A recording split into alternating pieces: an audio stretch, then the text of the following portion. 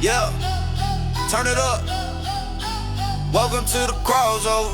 Keyon Dooling, TenDayTony. Let's talk NBA. All right, welcome into the crossover. That right there is NBA veteran Keyon Dooling, and it's your boy TenDayTony. KD, a lot of exciting stuff in the NBA playoffs. Let's start with the most breaking news. Shams Charania of ESPN says there will be no added suspension for Victor Wembanyama after a dirty elbow to Naz Reid's throat in a game where he was kicked out. Spurs end up losing a tight one. The last 3 minutes of that game was insane back and forth. We saw the full court press in an NBA game. We saw NBA players throw balls out of bounds. We saw incredible plays. Yeah. What do you think of the elbow? And then what do you think about the series so far? So the first thing I'll say is the elbow, it was a dirty play, right? You know, and look, it gets feisty. It gets competitive in the playoffs, but throwing an elbow to the neck of Naz Reid, one, is dangerous because Naz Reid is one of those tough guys, right? You know, who's been through a lot. And so he showed a lot of restraint by not responding and being there for his team, and it paid off in the end because they got the dub.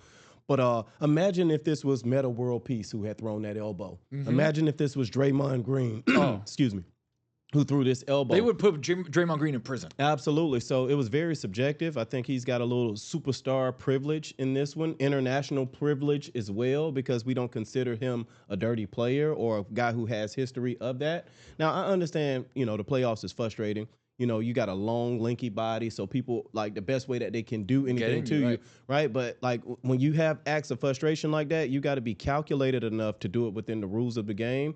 You're not the first one who, you know, kind of got geared up throughout the game. Shaq, we wouldn't even let him run. They would stop him from running. He would have to run in place. So I think it's a learning lesson for him. And I just think that, like, look, if anybody does a dirty play and gets a flagrant 2, like, then it shouldn't go past that, right? Because, like, LaMelo Ball had a play like that in the Charlotte series, Bam, right? When he hit Bam, and they didn't, you know, extend that as well. So maybe it's a new precedent that's being set. But I just know when Metta World Peace hit, you know, James Harden back in the days, like, they threw the book at him. Yeah, well, but that was David Stern. That's the difference, right? And we're not talking about a guy who's trying to be the face of the league. Yeah. By his choice or by others, you're looking at a guy who's super calculated, who's super conscious, right? He works out with the monks in Shaolin. He's reading books. He's asking Gobert about water filters. But then you can't tell me that you didn't know the rules of flagrant 2 kicks you out. Yeah. You can't look at Harrison Barnes, your OG, and be like, they're going to kick me out? Like, yeah, bro. You just threw a crazy elbow to somebody's throat. They're kicking you out. Yeah, it was a dangerous play. It was a dangerous play, man. I mean, he's a strong guy. I get he's 7'5" or he's whatever lean, he is. But he's strong. That's an elbow coming to you like a baseball bat. Yeah, and he's mean, you know, so it shows a part of him as well. Like, you know, Which I like to see, by the way. Yeah, I mean, sometimes you got to have that I don't give a F mentality when you're on the court. Look, I played with Kevin Garnett, right? He didn't give a damn, right? But within the confines of the rules, like, he would, if he needed to get even or he needed to get square, he would do it within the confines of the rules where he wouldn't hurt his team and subject his team to playing without him. And ultimately, it led to a loss. Yeah, 100%. And you can make the argument that when Naz Reid is getting putbacks, when Desumu's getting to the rack, when Ant is finishing all over the place, a lot of those rebounds would have been gotten by Victor Wembanyama if he's in the game. Absolutely, and not just the rebound, man. He has the ability to rebound the ball and then start the break, right? So he can start the secondary break. He can walk into a 3. He can pitch ahead. Like, he's a lob threat if he gets out and runs. If somebody else, like, he hurt his team. He hurt his team ultimately. Now, if it's a new precedent about, like, you know, flagrant 2s and not being suspended afterwards, like, just make sure it's uniform across the board. Right. Like, don't pick and choose, like, a guy's personality or their history or where they're from or depending on if you like them or not. Like, if it's a flagrant 2, even if it was intentional, like, guys shouldn't get, you know, suspended after that, right? Because if you do that, now it looks like hypocrisy. Right. Now it looks like you're just playing favorites on the guy that you like and you want to market more than other guys that maybe you're not gonna push the metrics as much as Wemby is. Yeah, and the fans will benefit from that. Like, I think the University of Miami in the national championship, one of their best safeties or best defensive backs had a targeting call, and he missed the first half of the game and things like that. So I think that's something that the NCAA is looking at. So, you know, if this is the new precedent, let's set it. Let's talk about the other guy who was, you know, 1B of the 1A for Wemby trying to be face of the league is Anthony Edwards, who had 16 in the fourth quarter, was hitting threes, was talking, was playing on 2 bad knees. He's never made a first-team All-NBA, which is insane, but I don't think there's 5 guys that you'd take over Ant in the league. Yeah. I mean, he's part of that. Oh, especially with, the limits on, like, you got to play, 65 games? 65 games, Yep. And there's a lot of, people who could have been first team that are under that threshold. So I think this is a year where he exceeded that, even though he played through a lot of injuries. I'm not sure if he had 65 games or not. No, he didn't. Remember, he had to do the grievance or whatever. Got you. So it might be another year where he doesn't get first team All NBA, but he's positioning himself to, upset the Spurs. In his playoffs. And imagine, man, on Mother's Day, man, when you've lost your grandma and your mom, right? And you have a moment like that, and, you hear him in his press conference, and, yeah, you see his personality, you see his charisma and his sense of humor and all those different things. But in this press conference, man, you saw his vulnerability, right? And some of the things that help you understand him a little bit deeper. And I think that's why so many fans resonate with him especially from the South. Yeah. Like a lot of guys can see themselves in Ant. Right. And like he might come up there in a wife beater and have the hat to the side and things like that. But man, he's got an amazing smile. Yep. He's really engaging with the guy. Yeah, he's got this personality, and I've had the privilege to be on the court with him and see him work in the summertime. Nobody outworks that young man. And it's not just how hard he works, it's the attention to detail. It's how he treats people in the building while he's training. It's the team and the people that he have around him and the love and the unity that they have. And so it was a great performance by him, and I'm loving what the Timberwolves are doing right now. I know Coach Finch is mad because like that elbow to me warrants a suspension. Of course. So I know he's a little bit disappointed, but he's had his guys ready to play. It's cool because I look at the Wolves and I'm like, wow, this is a team that the NBA desperately needs right now. Because when you look at the Western Conference and how lopsided it is from what we see in the Eastern Conference, right? Like there's no LeBron, Giannis was out, Tatum was hurt. The Knicks were kind of okay throughout the regular season. We'll talk about the Knicks now, who are on a complete roll. But like, there wasn't any insane stuff coming out of the Eastern Conference. When you look at the West, you got OKC, who everybody loves to hate, right? You have to have that one team that's just better than everybody else that everybody's aiming for, which they are. 2-time MVP coming their way. Had a incredible regular season last year, an incredible regular season this year.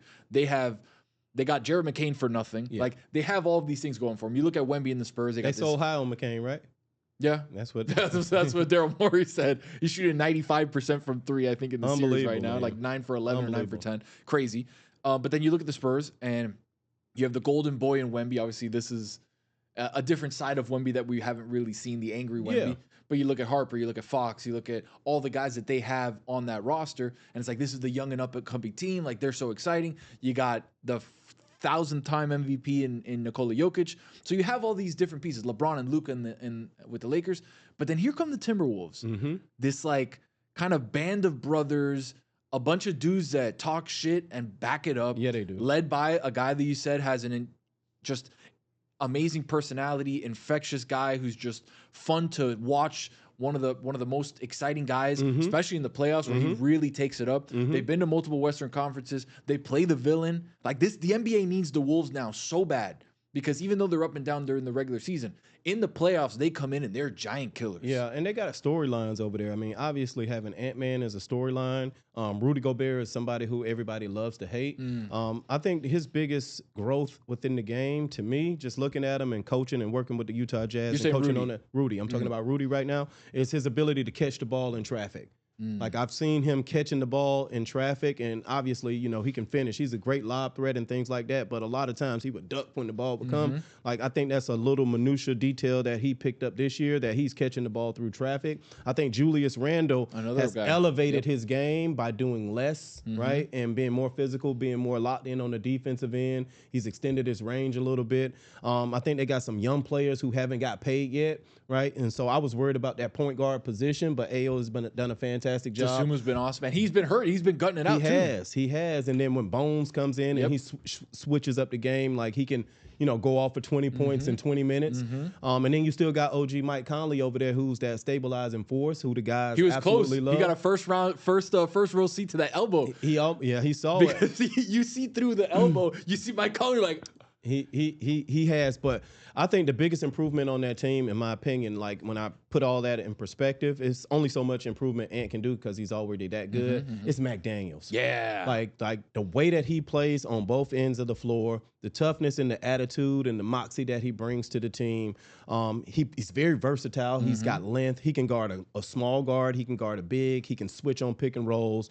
He can spread the floor. He catches lobs. He can get in traffic. He can get downhill. Like, his game to me has grown more than anyone, and I think he's positioning himself to be one of those like total glue guys in the NBA. I think he's a superstar in the future. I think so too, man. I mean, he has all the intangibles, and he's got the mindset. It's all about confidence, right? You got to continue to grow with confidence. But man, like, if he keeps on this trail, man, he could be like another Scottie Pippen. Right. You know, like the way that Scottie continued to grow and elevate to the point where we was like, damn, Scottie should be a number one option somewhere. I think he has all those buildings, and Ant-Man does a great job of like putting confidence in him. Like, hey, yeah, McDaniels is my favorite player in the NBA. He's my favorite, right? So they got a little bit of a connection there. They've been together a long time. I think they got the perfect coach for that situation. And so we'll see what happens. 2-2 going into Game 5, pivotal Game 5 coming up tomorrow night. Wemby will be playing, and we'll see what's going on there, because this is going to be, I think this is obviously the best series we got left. Yeah. Everything else is basically washed. We got Detroit and Cleveland 2-1. They play tonight on Monday. They're going at it, though. They're going at it. Yeah, that's a good series. What'd you think of James Harden? 1 and 2 games 1 and 2 wasn't really there. Game 3 stepped up, saved the Cavs season. Yeah, he did, man. I mean, and he did it at a stretch where he gets the most criticism, right? They always talk about him in fourth quarters. So for him to be able to make those plays in the fourth quarter, that was clutch for him. Another notch in the positive part of his resume. Donovan was amazing in that game. And for Donovan, it's a lot of pressure too, because the same criticism that James Harden gets, Donovan, I don't believe, has made it out of the second round. Right, correct. He has yet to play in the conference finals. And statistically, man, in the playoffs, Donovan always elevates his game. He shows up and he shows out, especially on the offensive end. So yeah, it's a competitive series. I like Cleveland early, when the playoffs kind of started, because I just feel like they have a lot of talent. They got a lot of experience on that team. I think they're well coached. But like, styles make fights a lot of times. And because Detroit struggled with Orlando, they kind of handled Cleveland in those first 2 games pretty easy. It's a physicality, I think, right? Like, that's what was giving Detroit such problems, is that Orlando's a super physical team. Yeah. So is Detroit. Yeah. So you got this heavyweight slugfest of guys being physical, rock fighting. But then Cleveland is a little bit more of a finesse team. Yeah, they have some strong bigs with Allen and with Evan Mobley, but they're both finesse bigs. They're not Duren bigs, right? They're not Wendell Carter and Banchero bigs where they'll throw elbows and play tough down low. So I feel like Detroit has upped the physicality level in that series with Cleveland, where Cleveland's still trying to figure out, all right, how do we win here? Because our guys that are great inside in our front court are kind of getting minimized by Stu, by Duren, guys that are real tough down low. So I think it's a if they're gonna win this series, it's got to be Harden and Mitchell just going crazy. Absolutely. I think it's got to be a combination of those guys, right? Because like the bench players, when they come in, they can make a difference. I think what we minimize as well is the fact that like JB Bickerstaff was the coach in Cleveland. Like a lot of those guys he helped develop. So it's some personal things there as well, because he went from damn near being coach of the year or like having the best record in the East and still getting fired. So it's a little bit personal there as well. And I think like Cade is getting more healthy. We forget that he had the collapsed lung, right? And he makes us forget because the game comes so easy to him. But man, Cade is amazing. They're putting it together. I still feel like Cleveland has more talent. When I look at that roster, like from a talent standpoint, I feel like Cleveland has more talent, but they don't come together like the X-Men. I feel like the Pistons play more together as a cohesive unit, and that's something that Cleveland is going to have to continue to develop, because they did just get James Harden, before the trade deadline. I think it's a good point, because if you would be doing a draft of both teams on the same team, I think Cade would probably be number 1 pick. And then I'd probably say 4 Cavs go before the next Piston go. Absolutely. I would have Mitchell, I would have Harden, I would have Mobley. Absolutely. And I would have Allen. Absolutely. Almost before anybody. Absolutely. Would you rather have Allen or Duren? That's the one that I'm kind of iffy on. Yeah, see, I don't know. Like Duren's year this year, that the way that he played this year, he elevated his game. Man, I love Allen's length. I love his personality. You don't have to necessarily run plays for him. I like them equal. But at the same time, if I had to choose between the two of them right now, I would probably go with Durant. Okay. And So you got 3 Cavs Yeah. then before the next Piston guy goes. Yeah, and the only reason I'm saying that is because he had an all-star year. Yep. And so I don't want to minimize that. Yeah, 100%. So it's like the talent discrepancy is there because you'd have 3 of the first 5 or 6 guys picked. Yeah. 4 or 5 of them are Cavs. Absolutely. And then the rest are Stuart Thompson kind of makes a list somewhere in there too. But the talent there, the talent is there for Cleveland. Yeah, They is. just have to come together and They play, do. and play the right way. Going to what the other side of the East looks like, the New York Knicks just completely run through the 76ers. Yeah. And we were here not even a week ago celebrating the Sixers for what they did, beating Boston in 7. Yeah. Embiid coming back, Maxey looking great, Edgecombe looking great, Paul George having a great series. And then almost before we can do the next show, they get swept and it's over. It's over. It's over with. Look, the Knicks, they've been playing together for quite some time now, so they know each other. They got some little tweaks to the roster, so, and then internally they've gotten better, right? They can use more combinations because they got Alvarado, they got Jordan Clarkson. Some of their young bigs have gotten a little bit better. They bring some, diverse pieces Robinson's within been there. healthy too, which is big. Mitchell Robinson has been healthy, and they got more experience. They've been playing together. But also, Philly, they've been plagued by injuries, right? And they went to 7 games in that first series and, was able to kind of defeat the Celtics. But, it takes a lot when you have a 7-game grueling series and then it's a quick turnaround and you have to now prepare for a team that's been waiting for you, hibernating, Right. Getting more healthy and getting together and, resting their bodies and letting their bodies kind of heal. The Knicks, to me, the way it's looking, if we keep up with this pace, I don't care if the Pistons or the Cavs, Come out the other side, come out doesn't the matter. other side. The Knicks are playing the best basketball in the East right now. Easily. And that's just my opinion. Easily. And the numbers bear it out too. They're plus 194 Yeah, they as far as a point differential for the playoffs. on both ends. And I think they got the best 6 man right now, and that's the crowd. The Knicks fans, to me, them in Oklahoma City have had the best fans in the playoffs to me. You can hear it. It oozes through the television. It oozes through when you're watching, stuff on the internet. Their fans, are having a positive impact on these outcomes. Last 2 games that they've lost have been by 1 point each. Yeah. So they've won 7 in a row. Last 2 have been by 1 point. So this is a team that's firing on all cylinders. Can you talk about Mike Brown and the importance of the difference, right? Tibbs got them to the Eastern Conference Finals. Just last year, Indiana was a team of destiny with Halliburton, with Siakam, with how they were playing, with Nembhard and all these guys that were just playing so well. Yeah.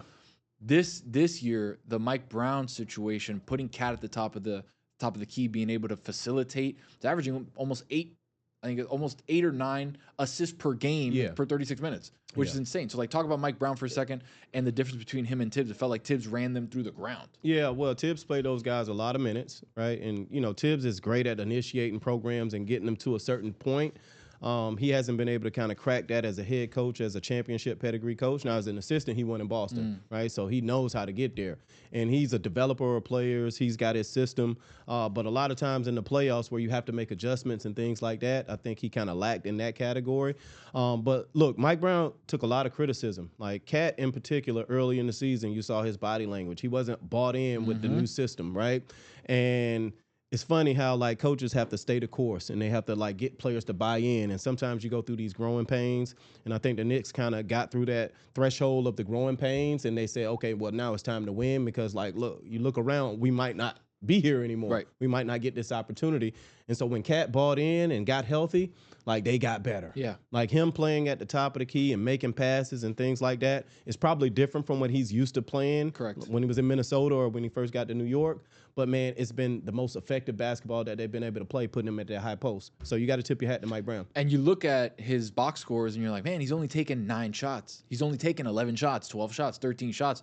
For a key cog in their offense, you figure guy's going to take 17 to 20 shots, somewhere in that range, being an all-star guy like he is. And it's just a testament to the buying in process because it's all right, I'm maybe taking 12 shots instead of 20, but now my assists are up. Now we're scoring more. Yeah. Now the offense is completely open up. And guess who's not down in the block, clogging up the lane when Jalen Brunson goes in and out one, ISO and tries to get those floaters. Yeah. He's really unlocked their offense. Now my question to you is, let's say Knicks make easy work of whoever comes out of the other side, Pistons or Cavs. Now, going forward into the NBA Finals. And I feel like that's for Knicks fans. It's like, don't say that. Let's get through the Eastern Conference Finals first, like all that. Facts. How do you think they match up with an OKC, with a San Antonio, with a Minnesota? Yeah, I think they match up well with all those teams, right? It's about who's the healthiest, who's playing the best at that time, and then styles make fights. Man, the thing with OKC, man, is they got so many combinations that they can play. They have so many interchangeable parts. They have so many guys who can step up and bring like their skill set to the team. Like this guy Mitchell, AJ Mitchell's great. Like he's been like it's like him and McCain. Like those guys are like amazing. Caruso has played really, really well. Like they are very. They don't even have J-Dub. They're so selfless. They're so well coached. Obviously, SGA is like the man, right? And he's not putting so much pressure on himself. He doesn't care about like leading his team and scoring and all that. Like all he really cares about is winning. The game comes to him naturally. So whatever the game kind of gives, he's good enough to kind of manipulate the game to be able to score. He's just that good as an offensive player. But yeah, I mean, I think the Knicks, just from a toughness standpoint, from an experience standpoint, I think they match up well with everybody. Like these teams all can be beat, but I think at the top of the pyramid, to me, is OKC. I think they're the best team in basketball holistically. My thing looking at the Knicks and a potential OKC finals matchup is the strength of the defensive wings for the Knicks. Like OG obviously didn't play this last game, had the hamstring injury in game 3, but he had been playing great basketball too. Yeah. Defensively, one of the strongest wing defenders, will put the hand on you, will not let you get in. Like I think him on an SGA would be an interesting switch matchup.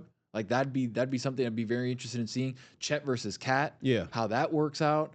And who's gonna guard Brunson, right? Like you gotta pick somebody there. Are they gonna put Caruso on him? Are they gonna put Case and Wallace on him? Are they gonna put Lou Dort on him? Like, are you going to have a bigger guy that maybe he can get around? They'll put all of them on him. Everybody, right. Yeah, everybody will have a crack at one another. And that's the great thing about coaching, right? Because there's going to be cross matches and combinations. So you'll see a lot of chess being played between the coaches. But I know we're previewing that because, like, you know, that's kind of what we're feeling could potentially happen. But Knicks are the best team in the East. I think so. It's easy. Yep, I think so. I just got to stay with the Cavs just because I picked them at the beginning of the playoffs. You did. So I got to ride with it. I can't jump off the bandwagon because I said that early.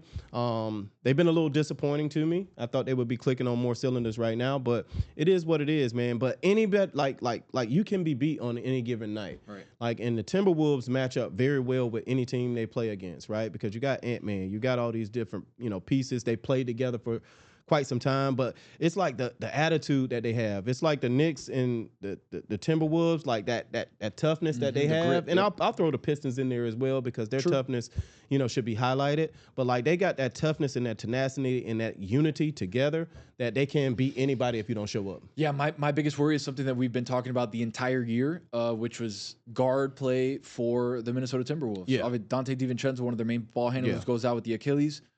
Mike is great as a vet, but doesn't have the gas in the tank that he used to. Yeah, he won't match up well with SGA. And we saw what happened in that last 2 or 3 minutes of the game last night against San Antonio, where you got Dosunmu, who's hurt, trying to take the ball up. You got McDaniels trying to take the ball up. You got Ant trying to take the ball up.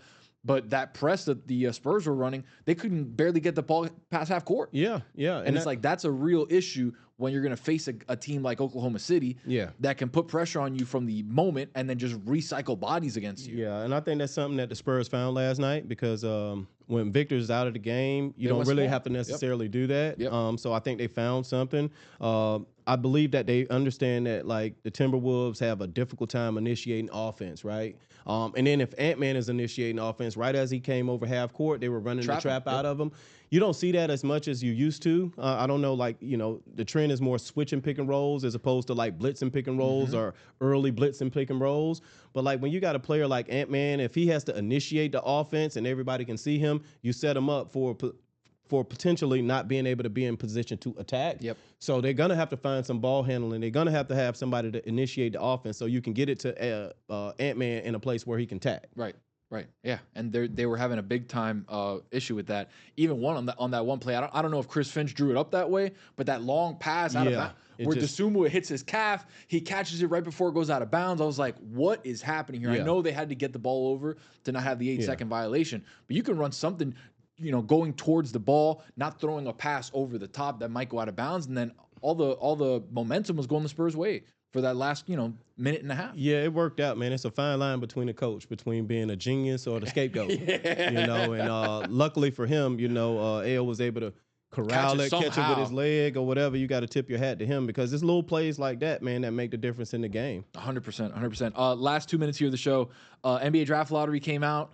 How'd you feel about what happened? So we got the Wizards finally getting the number 1 pick. We got the Jazz at 2, Memphis at 3, Chicago at 4, and probably the most interesting situation, the LA Clippers at 5. Yeah, man. How about that? So the Indiana Pacers were in that slot, and if it went anything past 5, the Clippers were to get that pick because of the Zubats trade that happened right before the trade deadline.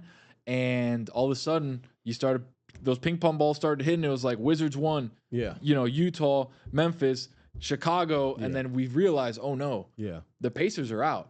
How do you feel about the Wizards, the Jazz, all these teams getting rewarded? Memphis for the tankathon, the last year of the tankathon. Yeah, no, I mean it worked out well for everybody, really. In particular the Clippers. I think Lawrence Frank really earned his paycheck and his extension. Because a lot of people were looking at him side eye when he got rid of Zubac and things like that. Obviously they have some things going on, behind the scenes that they will have to address. But I think this helps them because that pick was, I don't think they can use that pick. They can't take that pick away from them. I don't know if they can take that pick because it was somebody else's pick via them in a trade. But we'll see. But I'm interested to see what the Wizards kind of does because I think AJ, a lot of people believe that he'll be the number 1 pick. He didn't look happy about the Wizards. I think the Wizards is a dope place Washington, D.C. is a dope city, right? They got a lot of pieces. They got Trae Young over there. They got AD over there. They got a lot of young talent over there. So going to the Chocolate City wouldn't be a bad thing, but I know he's a Utah guy. So he might have to pull an Eli Manning and or Steve Francis and say, hey, look, don't take me number 1. I want to stay out here.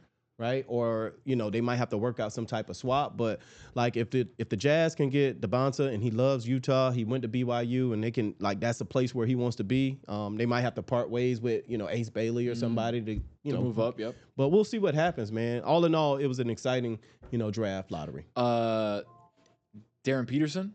Yeah. Also somewhere in the mix there. Could Washington be looking around and be like, maybe Darren Peterson's the guy? We talked about it. We both think AJ DeBance's number 1.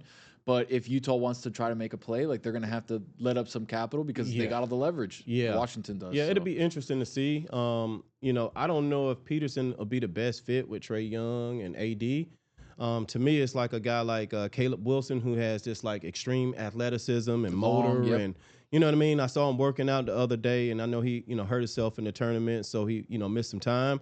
But if you can get him, make a swap, get him at 4, that might be a better piece to the puzzle, but they still got Sarr over there. They got a lot of guys like that, but it'll be interesting because I'm still for me, I'm not sold all the way on Peterson, right? Yeah, I know he talked about the creatine and things like that, and that's a real thing if you don't hydrate when you're, when you're on it, when you're trying to gain weight. But I have more questions than answers about him. And Boozer sitting there somewhere in the Memphis Grizzlies selection. That would be an interesting pick. So we're 6 weeks away.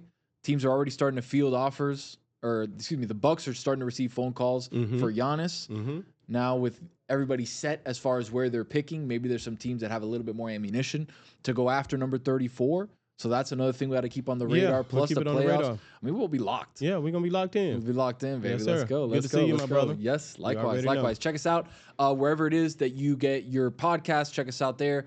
Check us out on YouTube at The Crossover. He's Keyon Dooling. I'm your boy TenDayTony. We'll see you guys next show on Thursday. Yep. So be locked in. Peace. We out. Let's go. Inside the game.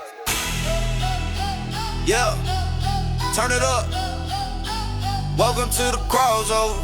Keyon Dooling, TenDayTony. Let's talk